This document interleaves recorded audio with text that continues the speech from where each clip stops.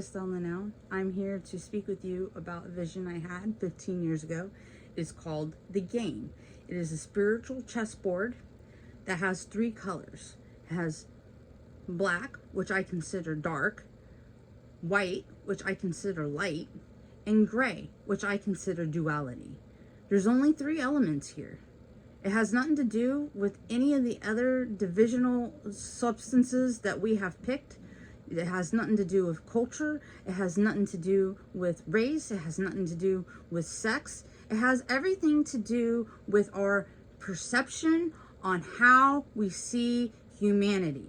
Now, a lot of people can say humanity is not really in a good spot. Society is not really in a good spot. And, most people think it's just a current thing. However, I'm here to tell you it's not a current thing. This has been happening since we can remember. There's always been issues with humanity, with genocides, mass genocides, with shootings, with violence. But then that's just the dark side, and that's what makes the world kind of crummy and crappy sometimes is the dark side of humanity, but we have the good side of the humanity. We have the inspirational side, the people that are trying to create change in a positive direction. Now, we might not always agree to their viewpoints or, there's a catch-22, the thin gray line, that gray area. We work in gray. We work in duality. This 3-dimensional world is duality. It's a gray area. And until we can see the gray, which I also consider the hear no, see no, speak no evil of mankind, until we can conclude that that is our gray area, we're not going to agree on anything. So, I'm here to express to you what I saw in a vision 15 years ago. It has taken me 15 years to create this, to give it to you here today. Now, my artwork is currently on exhibit, so I have to project it on a screen, but it was really hard for me to describe what I saw to people without actually having the picture. So it took me 15 years to create the people, to research the people, and all this stuff. But this is what I have for you here today. And my cats might be jumping on my equipment, so I apologize ahead of time. So, we have 8 of the most inspirational people of all time. We have Martin Luther King. He was known for his speaking of humanity and equality, of being equal, The race shouldn't have a thing, We should just be looking at each other through the lens of, are you a good person or are you a bad person? He was a good person trying to help the world become better. He was a speaker. Yes, that's a good thing. Okay, we have St. Paul. St. Paul wasn't always a good person. Okay, let me tell you that. He actually was trying to kill Jesus and his disciples. And he had an epiphany one day. Jesus came down after he'd already passed and said, Paul, why do you forsaken me? And Paul's like, who is this? Is this Jesus? He blinded him, sent him to his disciples and said, hey, go to them and they'll repair your vision. And he did. And it happened. And he became Jesus's #1 inspirational followers of all time. And he wasn't even alive anymore. So we have St. Paul. Then we have Muhammad the Prophet. Muhammad the Prophet, peace be upon him, by the way, he is completely veiled in the painting because in their culture, they do not idolize icons. So it's very disrespectful to have photographs of Muhammad, peace be upon him, or any other political or movie stars or anything. So that I have learned. But he was a great prophet. He was told by the universe, God, to, read about it. He's like, I don't even know how to read. But he did, and he ended up being a warrior for God. Now, not everybody will agree to that because he got caught on the catch-22, the thin gray line of duality. There's a lot of gray areas living in this world. We live in duality. So You know, people have a lot to say. Oh, he was good. Oh, he was bad. Oh, you know what? He was inspiring the people to move forward, right? And we have Jesus Christ. Oh, yes, he is the king on my spiritual chessboard. You guys have crowned him. Maybe not us personally, but past history crowned him as the spiritual king. He deserves to be there. That is his position. You know, he inspired more people on this planet than anyone else. You know, like so many people, you know, they want to naysay on Christians, and Christians want to naysay on people. But the facts is Jesus was inspiring to help the people, to move the people forward. And that is exactly what he did. And he still continues to do that spiritually through our universe and our world as we live through the gray. All right? Jesus is king of the chessboard. Okay, my queen of the chessboard. It was very hard for me to find a queen for the good side. You want to know why? Because history likes to erase women. Ha! You know what? And it's okay. You know, I accept that. And they say no well-behaved woman ever makes history. So, you know, Joan of Arc, she had to hide in suits of armor as she heard angelic voices to stop a 100-year-old war that was going on. And she did that, and she was successful. And then she became a pain in the butt to the king that she had made the king. And, you know, they killed her at the stake for being a witch when she was a prophet. True story. Buddha was before Jesus Christ. Buddha and Confucius was before Jesus Christ. Well, Buddha, he was sheltered. It was prophesied that Buddha would be either a great spiritualist or he would be a great king. And he was supposed to be a king. And he was sheltered from all the negative stuff, the sickness, the old, the disease. He was sheltered from it all. And then once he discovered it existed, he's like, whoa, wait a minute. What is this? And it's kind of exactly where we are right now. I believe America has been really sheltered. And now we're seeing all this violence. But we know it's been going on. We just hadn't really seen it. It hadn't affected our country. So we've been over here living da-da-da-da-da, you know, because we're America, the land of the free. Well, you know, it's not free. Freedom is not free, ever. It costs lives. It costs a lot of talking. It costs a lot of compromising. And people aren't willing to compromise.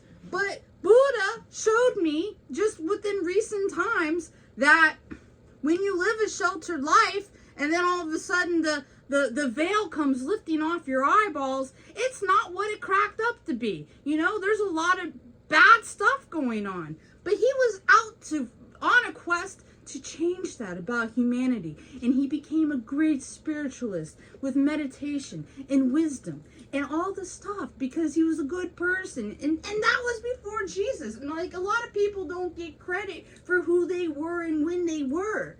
But you know what? Buddha was a great guy, you know? And he brought peace and tranquility to his land, to where he was located at.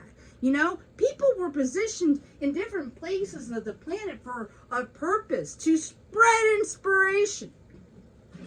Confucius, he was before Jesus. He was before Jesus. Confucius, his mom was very young and his dad was very old, but higher up in the culture. So he was able to go to school because he was of a higher bloodline because of his father. So when his father passed away, he was able to go to schools, which people from his mom's side and that part of society were not allowed to go to school. Well, he got educated, and he's like, you know, this education needs to go to everybody.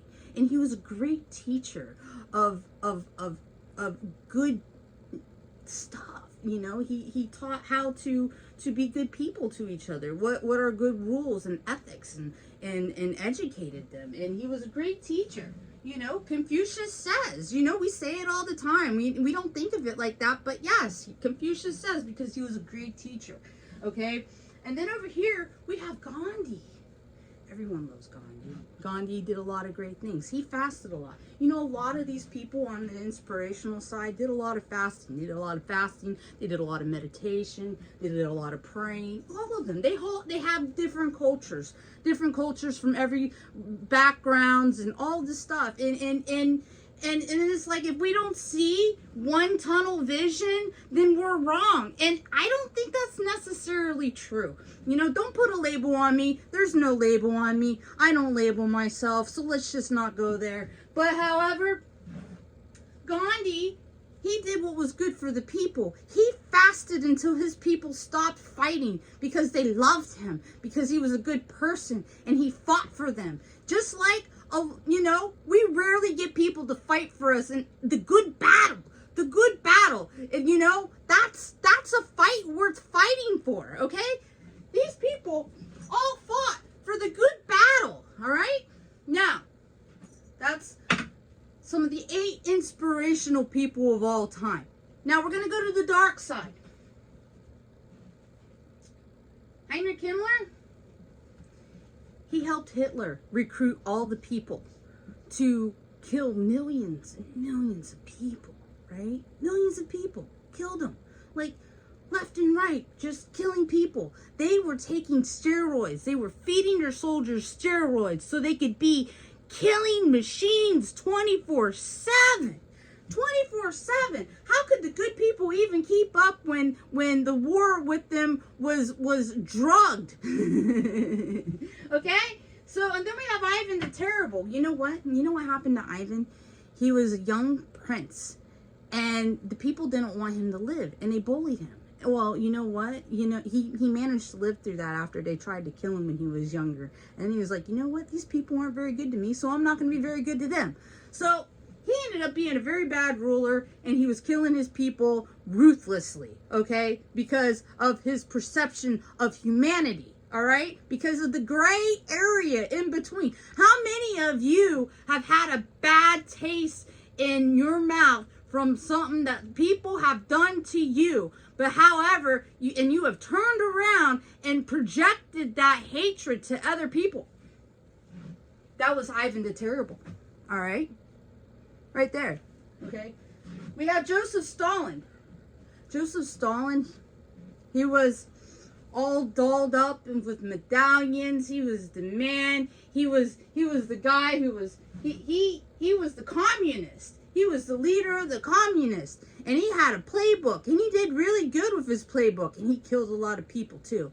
So, and you know what? And you know what? Coming up right behind him, Mao Zedong. Mao Zedong, he took a lot of those rules that he got off of Joseph Stalin, and he was playing them to the max. And Mao Zedong, he was doing the great leap forward for his country. And he didn't care if he killed half of his country to make China where it is today. And he even had a little red book. And they had little red flags flying around in the name of Mao. You know what? Oh, I see red flags, right? You know, where did that come from? Oh, I don't know.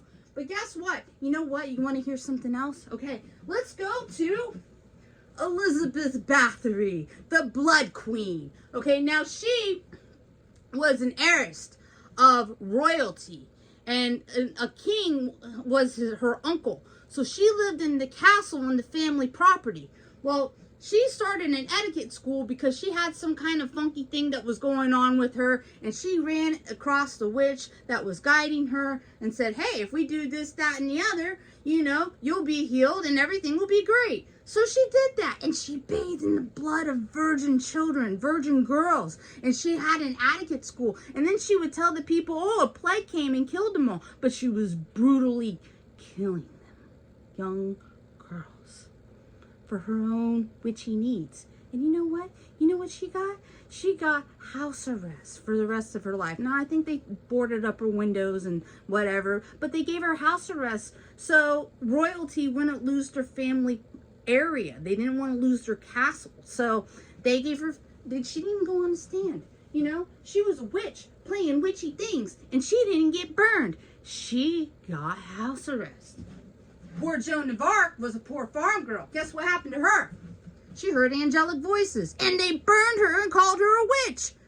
You know, right there is privilege. privileged. You don't even need color for that. They're both two white girls. It doesn't matter. You know, there's the privileges if you're high society or lower class. You know, I'm lower class. You gonna look down on me for that? Whatever. So now we have Hitler.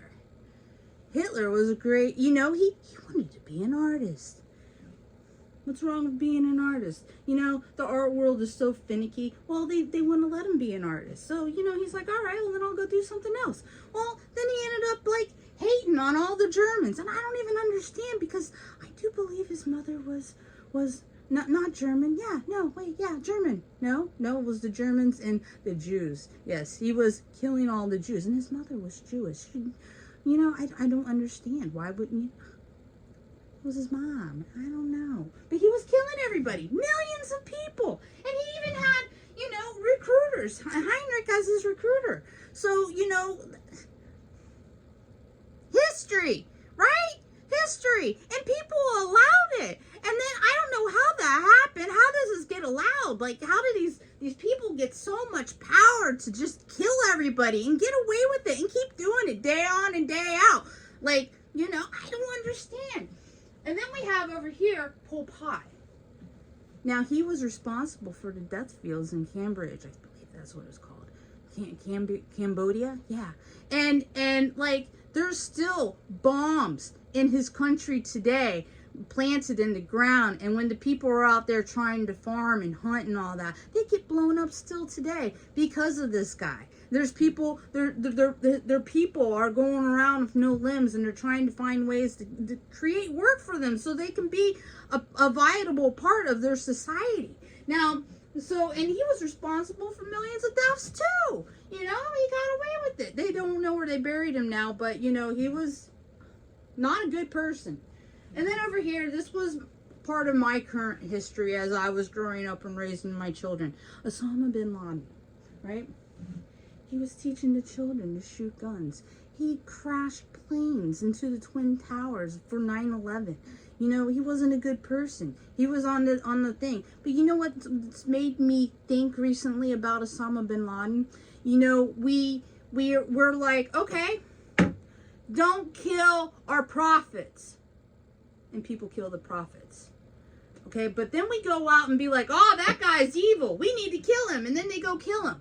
You know, that is kind of a catch-22. When do we draw the line of when death is okay and death is not okay? I don't know. Like, okay, he's really evil and he's killing a lot of people. Does that justify killing? Is killing ever justified? He killed a lot of people. We should kill him. He inspired a lot of people. We should kill him. Where's the balance here? When is killing acceptable? I don't understand it. It just blows my mind. Why can't we have the discernment between what is good and what is evil?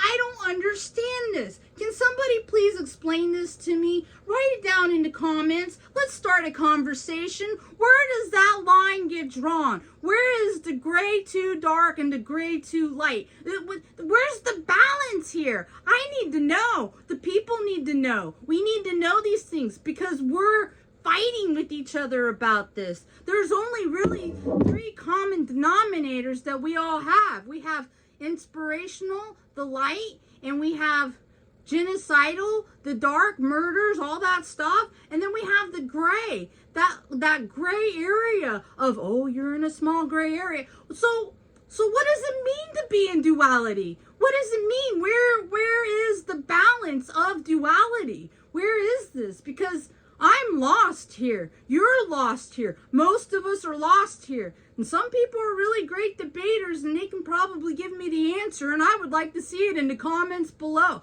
Please explain this to me, you know, because the world needs this. We need to talk about this. We need to talk about this healthy without shooting each other, and we need to like, I don't know. How do you convince someone like Osama bin Laden that, you know, you shouldn't be killing the people for certain reasons? Like, how do you convince somebody that? How do you convince somebody that you know, they're, you know, I don't understand.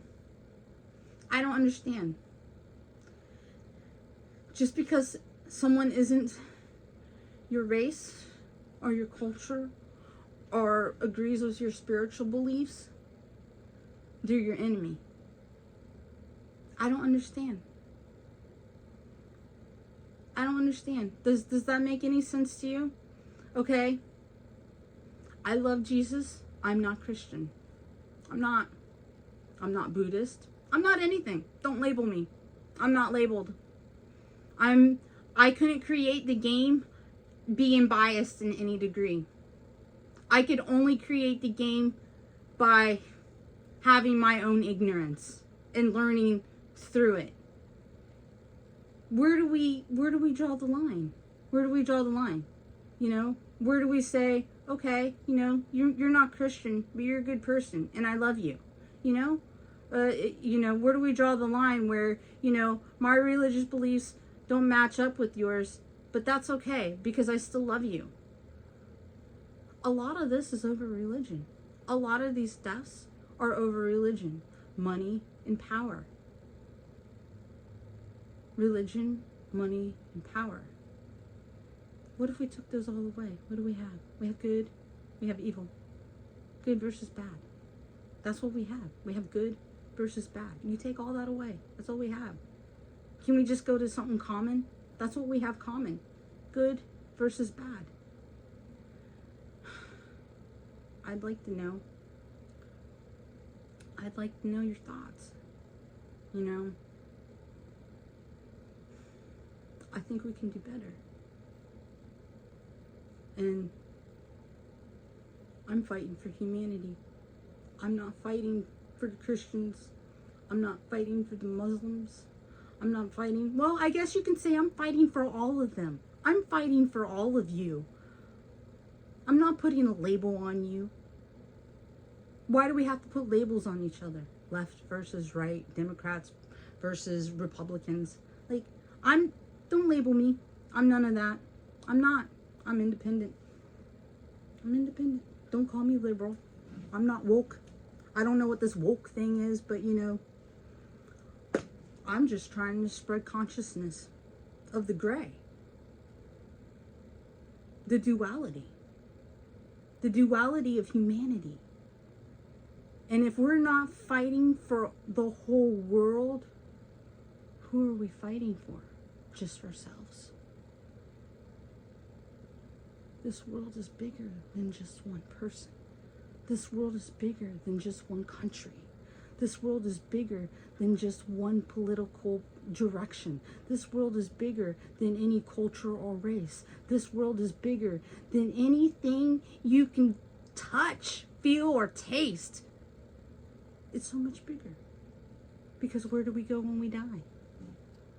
Where do we go? It's so much bigger.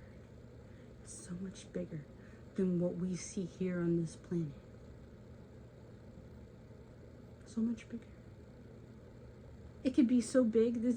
This could be galaxy big. This could be different worlds big. You know, this could be way bigger than we could even imagine. What are we fighting for? Are we fighting to be correct? Are we fighting to be right? Or are we fighting to be good? I'm fighting to be good. I'm not always. I'm not perfect. Not very many people are. But I'm still fighting for the good. And I'm fighting in the good of humanity for all over. Not just this world, all worlds. Not just this country, all countries. Where are we going to draw the line? Where's the gray stop and start? You tell me.